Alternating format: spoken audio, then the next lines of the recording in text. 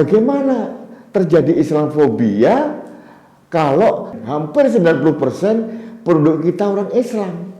Apa yang ditakutkan?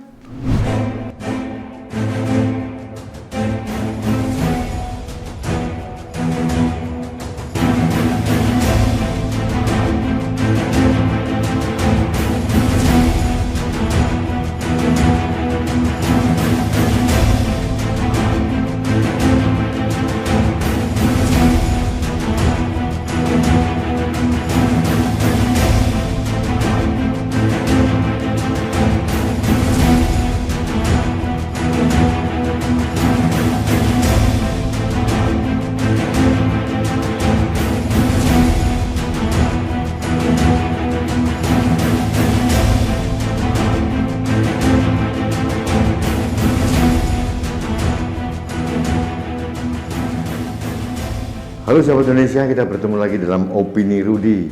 Kali ini seperti biasa saya harus dengan sangat terpaksa mengkritisi salah seorang pentolan dari Majelis Ulama Indonesia.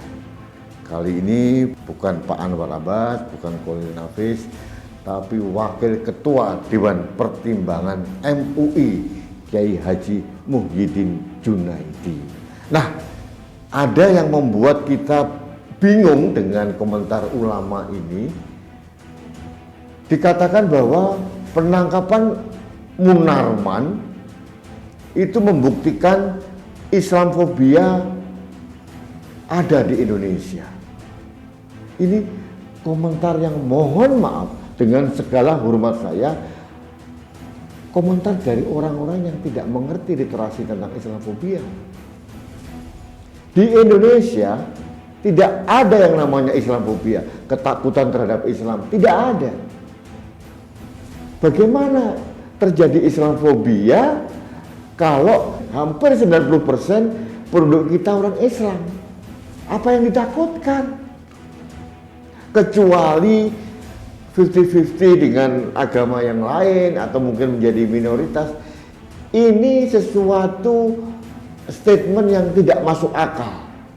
Dan ini adalah jargon-jargon yang diterapkan oleh kelompok-kelompok radikalis yang menginginkan sistem khilafah di Indonesia. Seolah-olah Islam terzolimi di Indonesia, seolah terjadi Islamfobia, seolah-olah Islam akan dipojokkan. Halo, ini nggak ada Pak Kiai, tidak pernah ada Islamfobia di Indonesia. Nah, itu yang pertama.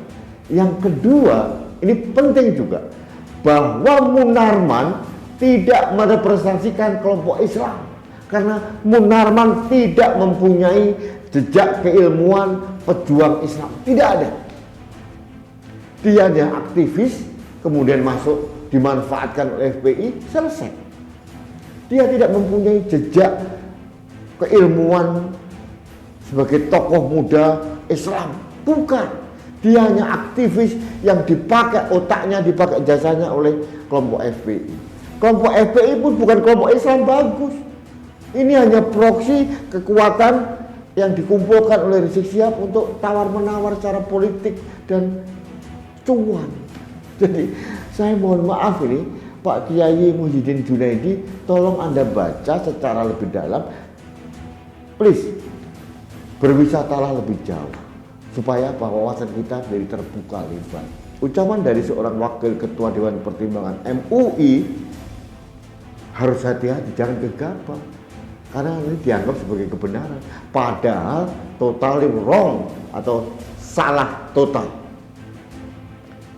Ucapan-ucapan dari seorang badut-badut politik seperti Fadly John, Fahri Hamzah, Andi Arief, jangan dijadikan referensi Pak Kiai.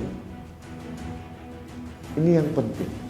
Jangan sampai seorang ulama akhirnya menjadi kurang karismatik karena narasi yang dibangunnya sangat tidak berdasar dan tidak berdasarkan dengan fakta yang ada.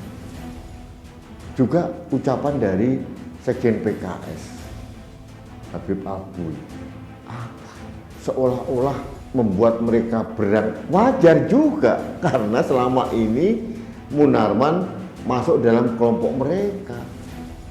Kelompok-kelompok oposisi menyerang pemerintah, kelompok yang memanfaatkan kemuliaan agama untuk mencari popularitas politik dan uang. Wajar, saya tidak aneh. Artinya apa? Ucapan seorang politisi ini jangan dipakai sebagai acuan oleh Pak Kiai. Karena penuh muatan politik, penuh muatan kepentingan, tidak pernah jujur dari hati yang mendalam atau tidak pernah jujur hanya untuk Indonesia. Mereka hanya untuk kepentingan pribadi dan kepentingan kelompoknya Pak Kiai. Jadi sekali lagi, Pak Kiai Haji Muhyiddin Junaidi sangat bijak kalau Anda meralat ucapan Anda. Di sisi lain, ucapan Anda juga membuat semangat bekerja dari aparat negara, dalam hal ini Polri, akan surut semangatnya kalau orang-orang seperti Anda membuat narasi yang negatif. Munarwan layak dan pantas ditangkap. Dan penangkapan Munarwan harus diikuti dengan penangkapan yang lain. Harus sapu bersih, sikat habis, gaspol, habis total. Itu baru keren. Indonesia baru akan aman, damai, dan sejahtera. Baiklah, sahabat Indonesia, demikian opini saya hari ini mengkritisi ucapan seorang wakil ketua Dewan Pertimbangan Majelis Ulama. Tolong sekali lagi pertimbangkan sebelum membangun narasi Pak Kiai Muhyiddin Junaidi. Jangan sampai kewibawaan Anda terdegradasi pada titik yang paling bawah karena Anda memberikan pernyataan tanpa data dan fakta. Baiklah sahabat Indonesia, seperti biasa saya ajak Anda untuk menjadi sahabat saya untuk menjaga Indonesia. Salah satunya dengan cara like, subscribe, komen, dan share setiap postingan kanal Anak Bangsa TV. Anda adalah sahabat saya untuk menjaga Indonesia. Terima kasih. Salam satu Indonesia. Rudi SK.